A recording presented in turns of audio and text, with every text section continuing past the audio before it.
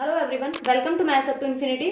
आज हम system of linear equations को कंटिन्यू करेंगे। Homogeneous and non homogeneous system को हमने पढ़ लिया है। आज हम क्रैमर रूल डिस्कस करेंगे। नॉन होमोजीनियस इक्वेशंस को क्रैमर रूल से कैसे सॉल्व करते हैं। तो एग्जांपल से ही स्टार्ट करते हैं हम। एग्जांपल से ज्यादा अच्छे से पता चलेगा कि उसे किस तरह से अप्लाई करना है, और उसके बाद इसका वर्किंग रूल देखेंगे। तो स्टेटमेंट है हमारे पास 2x minus y is equal to 17 and 3x plus 5y is equal to 6। सबसे पहले कोफिशिएंट मैट्रिक्स लेंगे।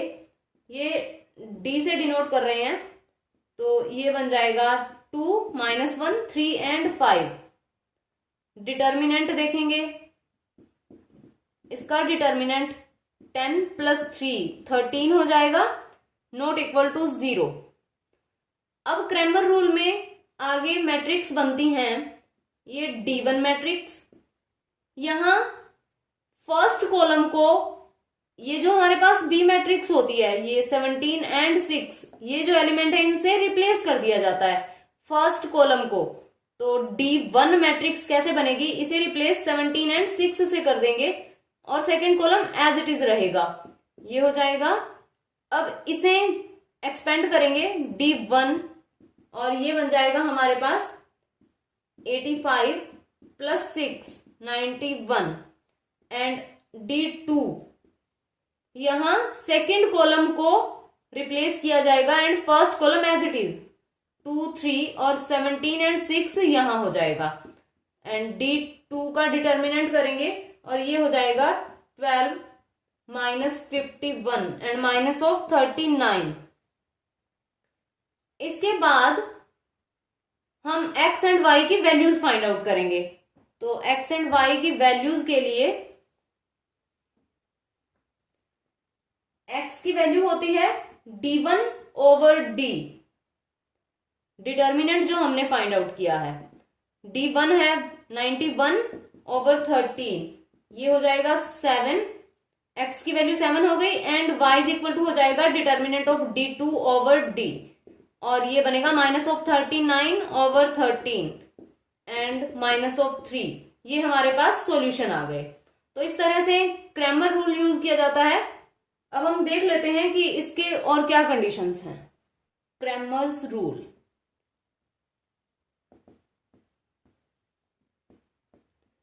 पहले हम यहां system of two simultaneous linear equation के बारे में देखेंगे। तो अगर हमें टू इक्वेशंस दे रखी हैं एंड टू अननोन्स के साथ, तो अगर हमारा D जो हमारी कोफिशिएंट मैट्रिक्स होती है उसे एक्सपेंड करते हैं, देन नॉट इक्वल टू 0 आता है, तो जो सिस्टम है वो कंसिस्टेंट होगा एंड यूनिक सॉल्यूशन मिलेगा। और x एंड y की वैल्यूज होंगी, यूनिक सॉल्यूशन है, तो x की वैल्यू हमारे पास d1 ओवर d होगी एंड y की वैल्यू d2 ओवर d हो जाएगी। इसके बाद सेकेंड कंडीशन, अगर d की वैल्यू 0 हो जाती है और d1 एंड d2 ये भी 0 हो जाते हैं, तो भी सिस्टम कंसिस्टेंट रहेगा एंड इनफाइनाइट सॉल्यूशन हो जाएंगे। अगर D 0 आ जाता है, आफ्टर दैट D1 D2 भी 0 आ जाते हैं, तो भी सिस्टम कंसिस्टेंट रहेगा और इनफाइनाइटली मैनी सॉल्यूशन मिल जाएंगे। और उसके बाद थर्ड जो हमारा केस बनेगा, D 0 आ जाता है and at least one of D1 and D2 non zero, यानी one of D1 and D2 non zero रह जाते हैं, तब सिस्टम इनकंसिस्टेंट हो जाता है। और इनकंसिस्टेंट होगा इसका मतलब नो सॉल्यूशन हो जाएंगे। ये तीन केस बनते हैं। ये सिर्फ तभी अप्लाई होंगे अगर हमारे पास दो इक्वेशंस एंड दो ही अननोन्स हों। 3 इक्वेशंस एंड 3 अननोन्स के लिए आगे और कंडीशंस होती हैं, तो ये अप्लाई वही होंगी जब हमें 2 इक्वेशंस दे रखी हैं एंड 2 ही अननोन्स दे रखे हैं। तो इसका एग्जाम्पल देख लेते हैं। ये हमें इक्वेशंस दे रखी हैं, तो यहाँ डी मैट्रिक्स होगी 1 2 4 8 और एक्सपेंड करेंगे तो ये बन जाएगा 8 माइनस 8 इज इक्वल टू 0। उसके बाद D1 मैट्रिक्स बनाएंगे, फर्स्ट कॉलम रिप्लेस हो जाएगा 3 एंड 12 2 8, ये बनेगा 24 माइनस 24 इज इक्वल टू 0। और D2 मैट्रिक्स बन जाएगी 1 4 और 3 एंड 12 यहां आ जाएगा एंड यहां 12 माइनस 12 इज इक्वल टू 0। अब यहां हमारे पास D भी 0 है, D1 भी 0 एंड D2 भी 0 है, तो इसका मतलब इनफाइनाइट सॉल्यूशन हो जाएंगे, सिस्टम कंसिस्टेंट हो जाएगा, इनफाइनाइट सॉल्यूशन हो जाएंगे। लेकिन वो इनफाइनाइट सॉल्यूशन होंगे क्या, वो देख लेते हैं। उसके लिए एक वेरिएबल को आर्बिट्रेरी कांस्टेंट लेना पड़ेगा, तो y को हम k ले लेते हैं, यहां से x की वैल्यू आ जाएगी, y को k पुट किया, x plus 2k is equal to 3 and x की वैल्यू बन जाएगी 3 माइनस ऑफ 2k। अब हमारे पास x की भी वैल्यू है, y की भी वैल्यू है, सेकेंड इक्वेशन में डाल करके इसे सेटिस्फाई करवा देते हैं और ये बनेगा 4 3 माइनस 2k प्लस 8k और ये बनेगा 12 माइनस 8k प्लस 8k और 12, यही आना चाहिए था, सेटिस्फाई हो गया, तो ये हमारे पास सॉल्यूशंस हो जाएंगे। उसके बाद हम देख लेते हैं कि अगर हमें 3 इक्वेशंस दे रखी हों एंड 3 अननोन्स हों तब कैसे सोल्व करना होता है और क्या कंडीशंस होती हैं क्रैमर रूल के अंदर। तो फर्स्ट जो बनेगा D नॉट इक्वल टू 0 होगा तो सिस्टम कंसिस्टेंट होगा, ये तो सेम ही रहेगा एंड यूनिक सॉल्यूशन मिल जाएगा। और यहां x की वैल्यू होगी D1 over D and y की वैल्यू होगी D2 over D and z की वैल्यू हो जाएगी D3 ओवर D। ये x y z की वैल्यूज आ जाएंगी system consistent and unique solution के साथ। एंड सेकेंड कंडीशन, अगर D 0 आ जाता है and D1 D2 and D3 भी 0 आ जाते हैं, तब यहां हम कह नहीं सकते कि सिस्टम कंसिस्टेंट होगा या इनकंसिस्टेंट होगा।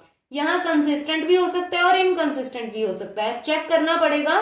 लेकिन अगर कंसिस्टेंट हुआ तो इनफाइनाइट मैनी सॉल्यूशंस हो जाएंगे, लेकिन यूनिक सॉल्यूशन नहीं होंगे। कंसिस्टेंट हुआ तभी, हो सकता है इनकंसिस्टेंट हो जाए, तो ये इनफाइनाइट सॉल्यूशन हो जाएंगे। इफ कंसिस्टेंट, यहां if consistent then infinite solution, हो सकता है कंसिस्टेंट हो सकता है इनकंसिस्टेंट हो, चेक करना पड़ेगा इस केस के अंदर। और थर्ड जो बनेगा हमारा, अगर D 0 हो और D1 D2 एंड D3 इन तीनों में से एक नॉन जीरो हो, कोई भी एक अगर नॉन जीरो हो जाता है, एक से ज्यादा हो तब भी कोई प्रॉब्लम नहीं है, एटलीस्ट 1 नॉन जीरो हो जाता है तो सिस्टम इनकंसिस्टेंट हो जाएगा और नो सॉल्यूशन हो जाएगा। एटलीस्ट 1 नॉन जीरो हो, सिर्फ इस केस के अंदर चेंज हुआ है थोड़ा कि चेक करना पड़ेगा कि कंसिस्टेंट है इनकंसिस्टेंट है। अगर हमारे पास 2 इक्वेशन 2 अननोन हो तो यहाँ कंसिस्टेंट ही रहता है, हमेशा इनफाइनाइट सॉल्यूशन होते हैं। लेकिन 3 इक्वेशन 3 अननोन्स में यहाँ इनकंसिस्टेंट भी हो सकता है। एग्जाम्पल से देख लेते हैं। Our question is 5x minus 7y plus z is equal to 11, 6x minus 8y minus z is equal to 15 and 3x plus 2y minus 6z is equal to 7।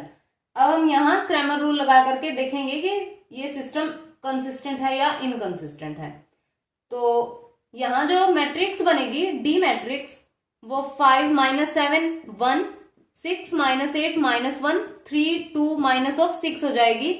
Expand करेंगे, ये बन जाएगा 5 48 plus 2 and plus 7 minus of 36 plus 3 and plus 1 12 plus 24, ये हो जाएगा।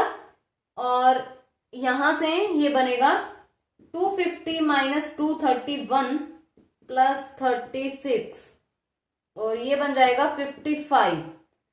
तो not equal to 0 है, इसका मतलब जो सिस्टम है वो तो कंसिस्टेंट है एंड यूनिक सोल्यूशन मिलेंगे। तो यूनिक सोल्यूशन क्या होंगे वो हम चेक कर लेते हैं। ये हमारे पास 55 आ गया है, तो यहाँ D1 मैट्रिक्स बनेगी। फर्स्ट कॉलम रिप्लेस करेंगे, ये बन जाएगा 11, 15, 7, -7, -8 एंड 2, 1, -1, -6, ये हो जाएगा। अब हम इसे एक्सपेंड कर देंगे, यहाँ ये 55 ही लिख लेते हैं और ये D है 55। इसे एक्सपेंड करेंगे, ये बन जाएगा 11, 48 + 2 + 7 -90 + 7 एंड +1, 30 + 56 हो जाएगा ये। एंड यहाँ 550 -5 81 + 86 एंड यहाँ भी ये हो जाएगा 55। अब D1 की वैल्यू हमारे पास 55 आ गई है, इसे भी हम यहां लिख लेंगे, यहाँ साइड में D1 55 and then D2 and D3 find out करेंगे। D2 बनेगा, यहाँ first column as it is हो जाएगा, सेकेंड कॉलम रिप्लेस हो जाएगा। 11, 15, 7, 1 -1 -6, इसे एक्सपेंड करेंगे, ये बनेगा 5 -90 + 7 -11 -36 + 3 एंड +1, 42 -45 हो जाएगा ये। और सॉल्व करेंगे तब ये बन जाएगा -4 15 + 3 6 3 -3 एंड ये बनेगा हमारे पास -55। तो D2 की वैल्यू आई -55, यहां लिखते हैं D2 -55। और उसके बाद D3 हो जाएगा, first column as it is, second column भी as it is and third column replace हो जाएगा 11, 15 एंड 7 से। और एक्सपेंड करेंगे, ये बन जाएगा 5 -56 -30 + 7 42 -45 एंड +11 12 + 24 और ये बनेगा -430 -21 + 396 और -55 हो जाएगा ये भी। तो D3 की वैल्यू भी हमारे पास -55 हो गई है। तो यहां हमारे पास अब सारी वैल्यूज हैं D3 -55।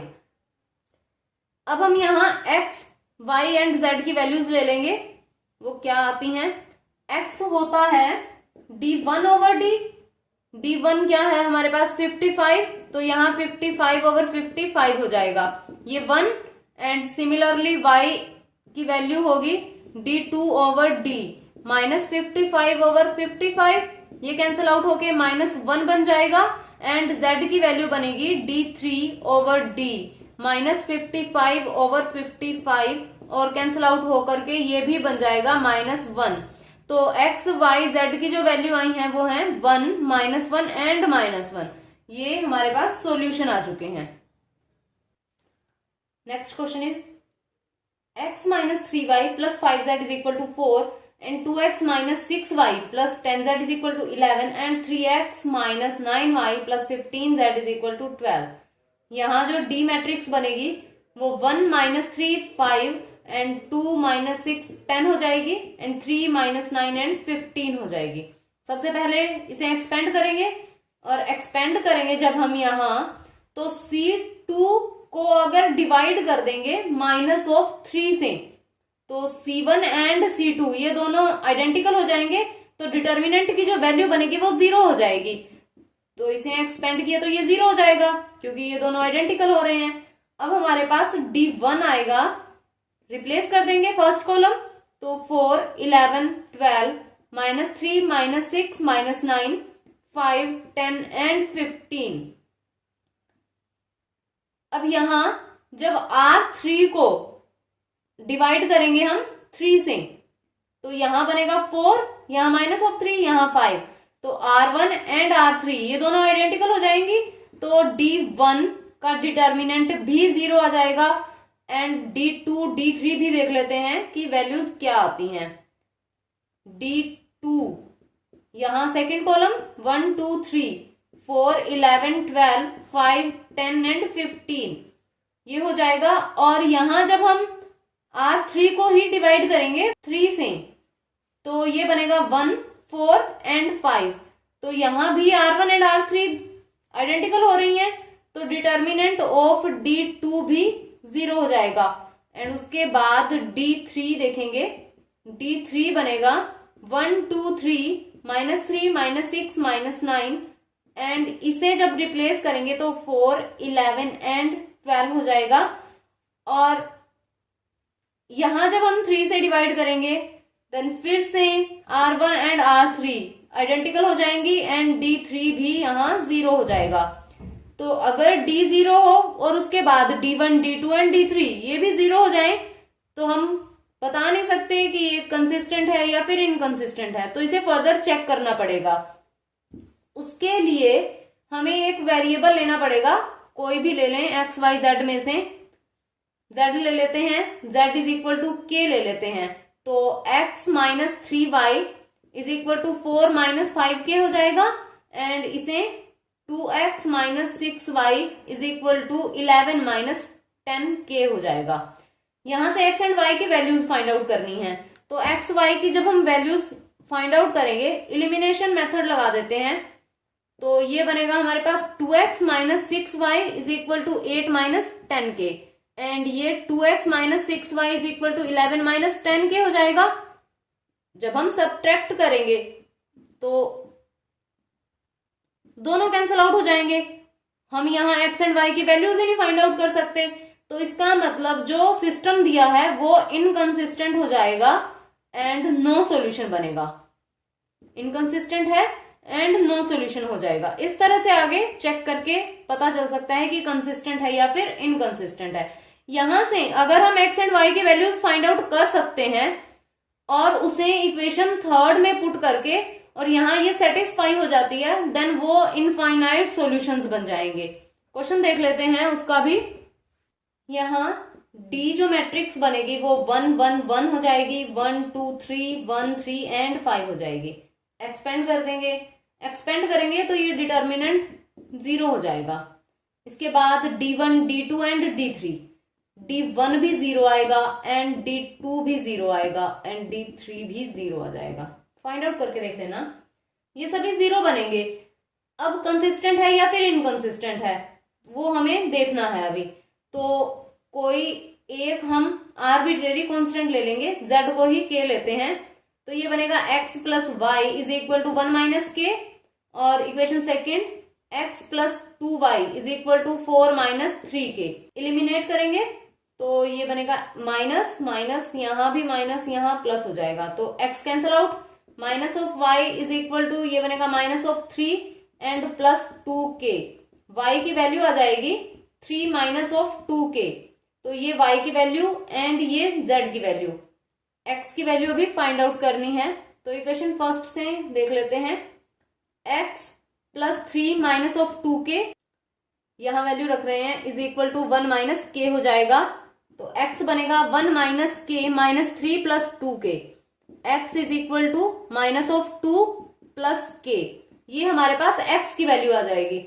अब इक्वेशन थर्ड में पुट करके देख लेते हैं सेटिस्फाई करती है या नहीं, तो ये बनेगा minus of 2 plus k and y 3 से मल्टीप्लाई करके 9 माइनस 6k एंड 5k, ये बन जाएगा, ये कैंसिल आउट हो गया एंड यहां से ये 7 आ जाएगा। सेटिस्फाई हो रहा है, तो ये जो सॉल्यूशन बनेंगे ये इनफाइनाइट सॉल्यूशन हो जाएंगे और सिस्टम कंसिस्टेंट हो जाएगा। आज की वीडियो में बस इतना ही। वीडियो पसंद आए तो लाइक कीजिए, शेयर कीजिए एंड चैनल को सब्सक्राइब कीजिए and press the bell icon to get the notification.